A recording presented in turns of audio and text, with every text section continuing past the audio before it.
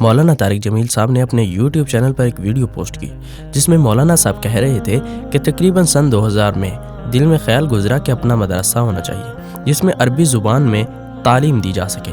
آخرکار مدرسہ بنا اور مزید 10 شاخیں بھی بنی، لیکن کرونا کی وجہ سے جہاں لوگوں کے کاروبار بند ہوئے تو ہمیں بھی اپنے مدارس بند کرنے پڑے، کیونکہ وہ تو پہلے ہی لوگوں کی زکوٰۃ پر چل رہے تھے۔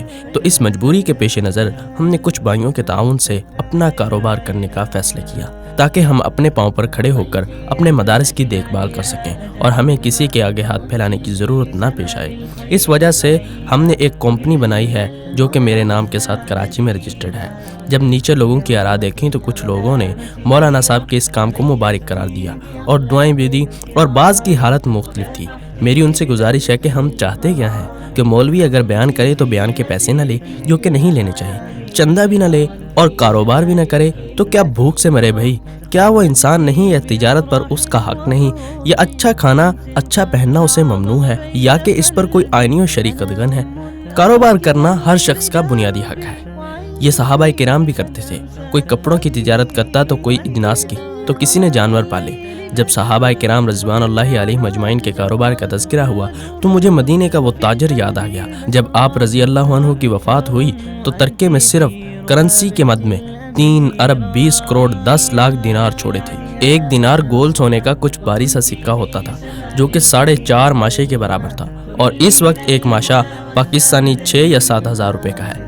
1000 گھوڑے، 1000 اونٹ اور 10,000 بکرے بکریاں اور مویشی اس کے علاوہ تھے۔ مدینے اور اس کی طرف میں بے شمار زمینیں تھیں، جبکہ آپ رضی اللہ عنہ کی جائیداد میں سونے کی اینٹیں تک موجود تھیں۔ وفات کے بعد ان سلوں کو کلہاڑوں سے کاٹا گیا۔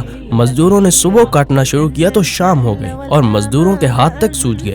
آپ رضی اللہ عنہ کی وفات کے وقت آپ کی 4 ازواج حیات تھیں اور بیوی کے حصے میں جائیداد کا 8واں حصہ آتا ہے۔ آپ رضی اللہ عنہ کی ایک بیوی کے حصے میں کرنسی کی صورت میں 4 لاکھ دینار یعنی 400 ملین درہم آئے۔ یہ حضرت عبد الرحمن بن عوف تھے جن کو نہ صرف بدری صحابی ہونے کا اعزاز حاصل ہے بلکہ یہ ان 10 صحابہ میں 8ویں نمبر پر موجود ہیں جن کو رسول اللہ صلی اللہ علیہ وسلم نے دنیا ہی میں نام لے کر جنت کی بشارت دی تھی۔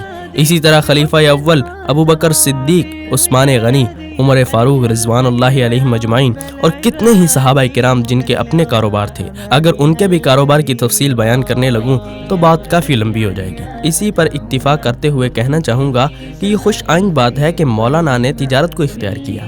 ہر مولوی اور ہر عالم کا اس تجارت پر اتنا ہی حق ہے جتنا آپ کا یا میرا، اور مزید صرف اتنا کہوں گا کہ ہم اگر کاروبار کریں تو وہ صرف ہماری ذات تک ہی محدود ہوتا ہے اور اللہ کا اس میں حصہ عشر یا زکوٰۃ کی حد تک ہوتا ہے۔ ذرا غور کیجئے کہ ہم اعتراض کے انبار ایسے کاروبار پر لگا رہے ہیں جس کی بنیاد ہی دین اسلام کی اشاعت اور تقویت ہے۔